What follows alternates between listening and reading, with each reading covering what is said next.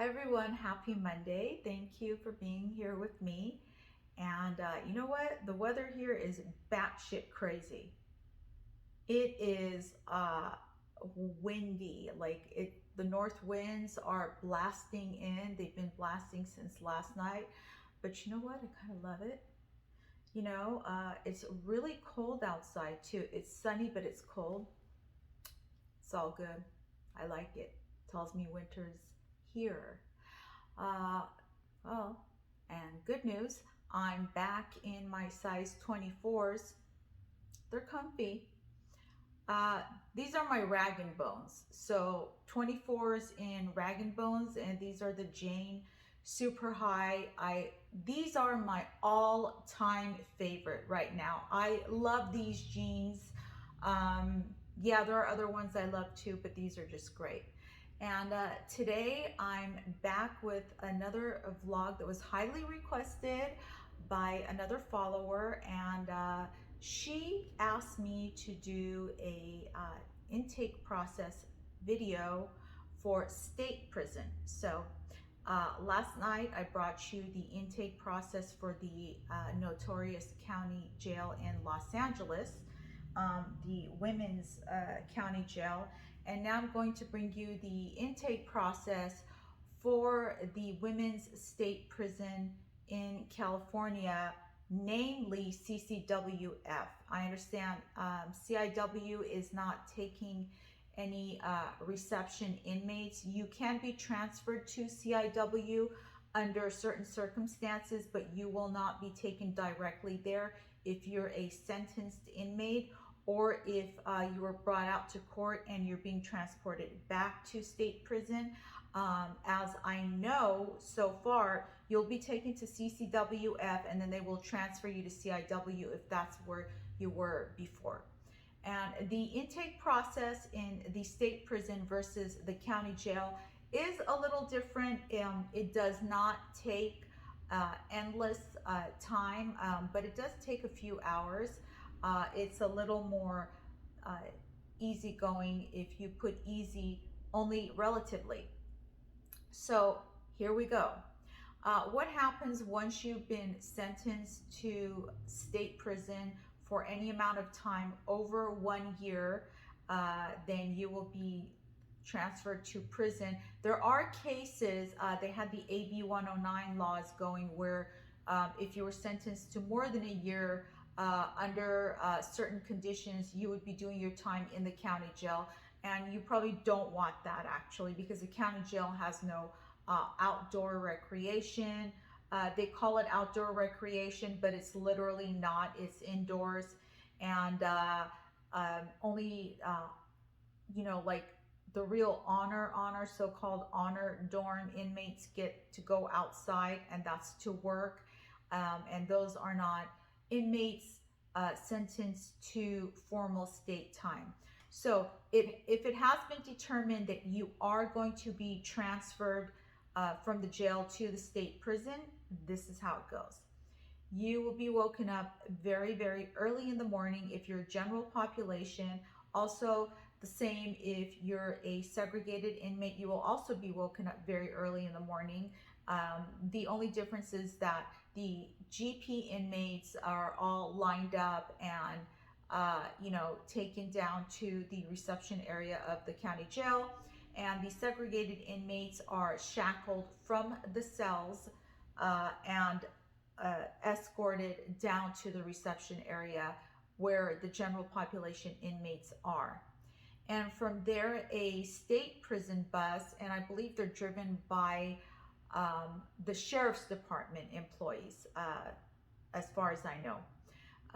Those buses are the same as the dark, dim, and very ominous county jail buses. However, they have windows that you can look out of, even though they're very barred over, but you can look out of the windows because they do sit a little lower than the county jail bus windows, which are all the way to the ceiling, and they are designed so that you cannot look out of them, and they don't function, of course.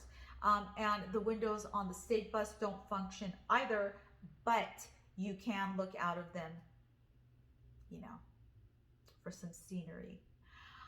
Anyway, so once you're put on the bus, the GP inmates are not handcuffed or shackled or chained on the bus transport to the state prison.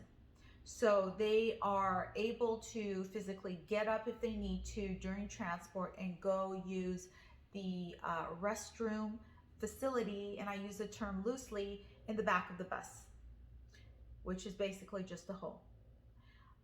Segregated inmates, they're really mean to them, and they will be in a cage locked within the locked bus, and they will remain shackled. It didn't used to be like that. It used to be that even if you were a segregated inmate, you were still uncuffed and unshackled once you were on the bus, and you were just mixed with the GP inmates. They don't do that anymore that I know of. You will be on that bus within that cage, shackled and very tightly confined for the several hours that it takes to get there from LA County to Central California, Chowchilla, California, namely, which is really far away. And it used to be that they would drive directly to that women's prison. Now they don't. They have a lot of stopovers where they pick up male inmates, drop off male inmates at various jails and state prisons and other facilities. They pick up other female inmates also from other county jail or state facilities and drop them off. So you might be on that bus, and most likely you will be for several hours. And it is uncomfortable if you're segregated, and they cruelly keep you shackled for those several hours. You might want to improvise if you have to pee. There are ways. Sometimes you got to do what you got to do.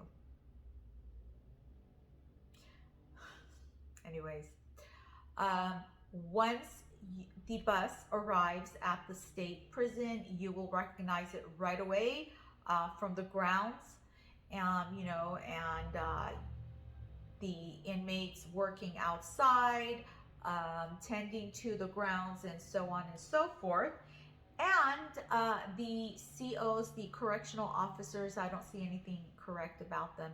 They'll be waiting for the bus outside with milk crates that the chains are going to go into if you've remained chained up, and they're taken off of you in the parking lot of the state prison. And of course, everything has layers and layers of security, you know, for their benefit, you know, so that you can't escape.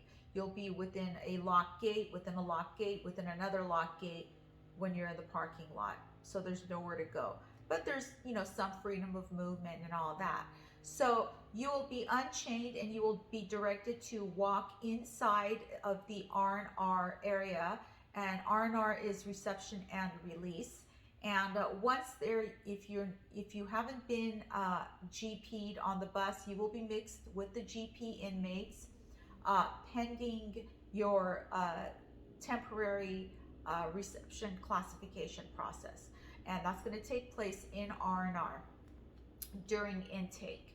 So what's going to happen is you guys are going to be all put into one of the holding tanks, which are all cinder block. And, you know, there's room to sit. Usually it's not so overfull because intake process in the state prison has already been arranged ahead of time. It's not like you were just arrested and they don't really know how many are coming in for the day. They actually do know how many are coming into the state prison. So arrangements have been made ahead of time, and there is no overcrowding during intake over there. So it's just you and your bus buddies that you were brought in with. You'll all be in a holding cell. 8 out of 10, the holding cell is not shut, but you are not free to walk in and out as you please. If you do need to pee, there is a toilet in the holding cell. Yes, there's a skivvy of soap to wash your hands, which all the other inmates have used by the time you get there, because it doesn't usually get replaced. It is a measurably cleaner area than the county jail, not by much, but by a little. By now, CCWF is quite old. It was built in the 90s. It's relatively newer, you know, if you want to compare it to the 30s, 40s, 50s, and 60s. But by now, it's really, really run down. So the holding cell is not the cleanest. There is tissue. There are pads stacked there. You know, there's a few. They're stacked ahead of your arrival. And usually by then, because the inmates are not usually high or drunk, you know, everybody's been in the county jail for a while by then. And so they're all sober and they have their wits about them, ideally. So you'll be in there, you will receive a lunch, which usually consists of peanut butter, jelly, bread, cookies, maybe an apple, maybe, most likely not, and a packet of sugary powder that's up to you to find a way to mix in some type of vessel and drink with the water from the sink that is really not adequately filtered. So my yard guy is here, hence the sounds. Anyways, so they don't give you a cup, they give you a packet. So it's not even like the county jail where that sugary colored drink comes in a small carton for you to drink. So you have to find a way to mix it, and they don't care. So don't ask for a cup, because to them you're going to sound weird and maybe even mentally unbalanced for asking for a cup. Don't even try it. Improvise. Inmates are all about improvisation. They have the skills. They make pizza out of top ramen soups. They also make apple pies out of them. So take it from there and do with it what you will. You'll be in that holding tank for maybe a couple hours before the inmate workers, and over there they're not called trustees, they're just called porters, maybe. They'll come around and ask you your sizes.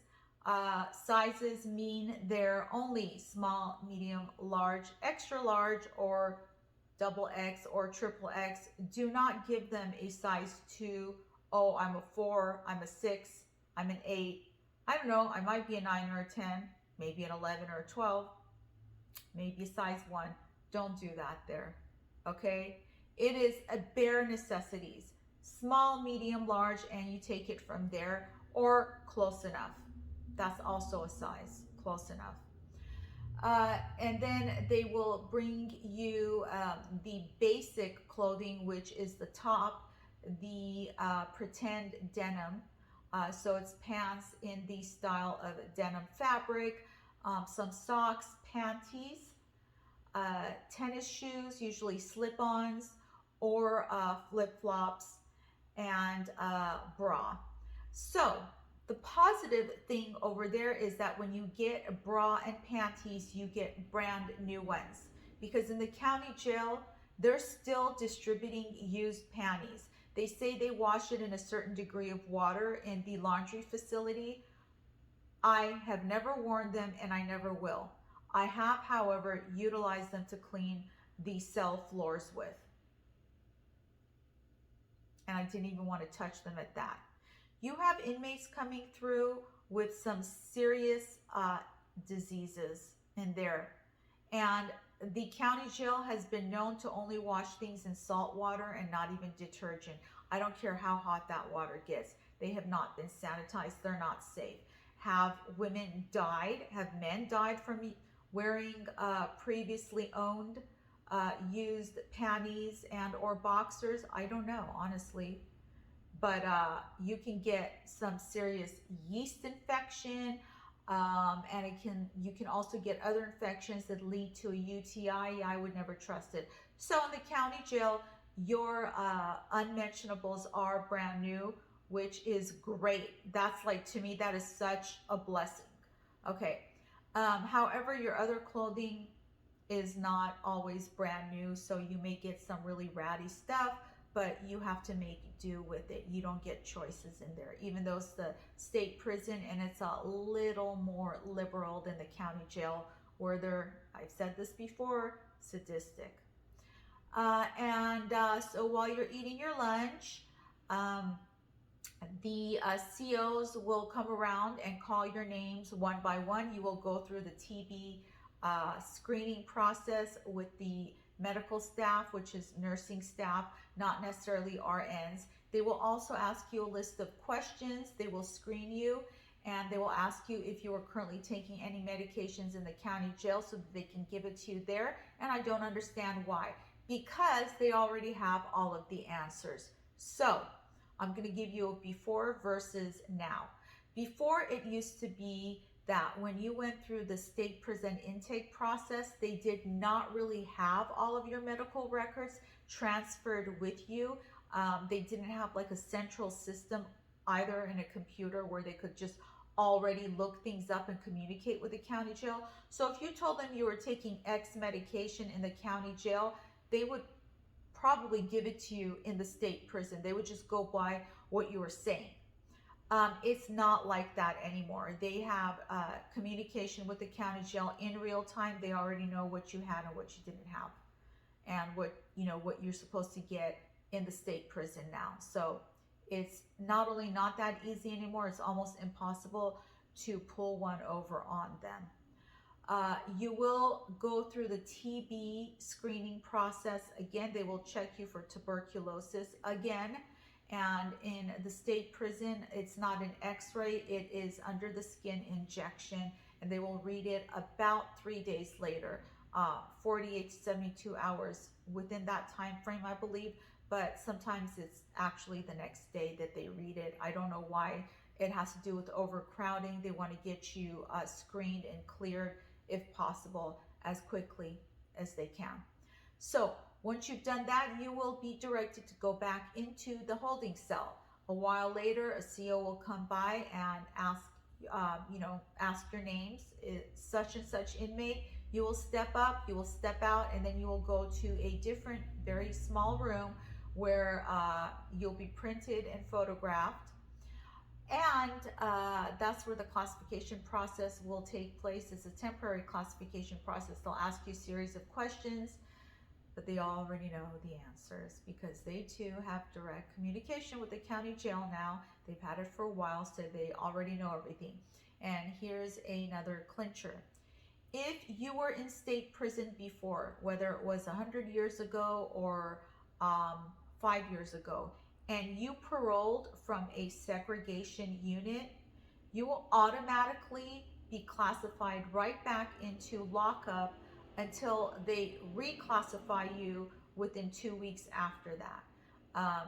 If not, then you'll just be classified as a GP inmate, and shortly after that, you guys by then have changed into the prison reception outfit, which right now, it used to be like the denim style pants and a top, but for quite a while, the thing is that they will give you something called a muumuu, which looks like a muumuu, which is a prison dress. It's a blue with white polka dot dress, usually, and you will be leaving to your housing unit in that dress. It doesn't matter how cold it is. It doesn't matter if it's in the prime of winter and the winds are blowing you down. You only get to wear a bra, panties, and that very, very thin fabric dress. If you're lucky, you get a pair of ankle socks and some flip-flops. The flip-flops you will get for sure. You might get tennis shoes. That's all you're going to get. Sometimes they will give you a jacket, which is kind of inadequate. It's thin, but it's something more than nothing. You better hope you get that jacket if it's really cold and windy there, because you will be in that dress possibly for 2 to 3 days, or sometimes, depending on how quickly the housing unit gets around to it, they will send you to clothing. It's called clothing, and you will get issued top, pants, a sweatshirt, and a jacket if you didn't already get one. And the inmates that work in clothing are also very mean. They're on a power trip, so unless you're a close personal friend, they will not do you any favors. You will barely get what you're supposed to get, and it doesn't matter how buddy you try to up yourself with them, they ain't having it. Okay, yeah, so that's how it goes in there. Those inmate workers there are on a power trip, especially in the clothing department. It's not that they take their job seriously, they take their power over you seriously. And they do have a certain amount of power because they're the ones who are doling out the clothing and the shoes and the bras. So no matter how you identify gender wise, you will be in that dress until you get clothing. And that is the intake process in the state prison for the most part. It's uneventful, but it is a drawn out process, a little better than the county jail. So you guys, thanks for being here with me. And I want to let you know also that I'm so excited. I'm working on a special project and we'll see about that. And hopefully I will be unveiling that very soon. See you guys back here soon, and have a great week. Bye.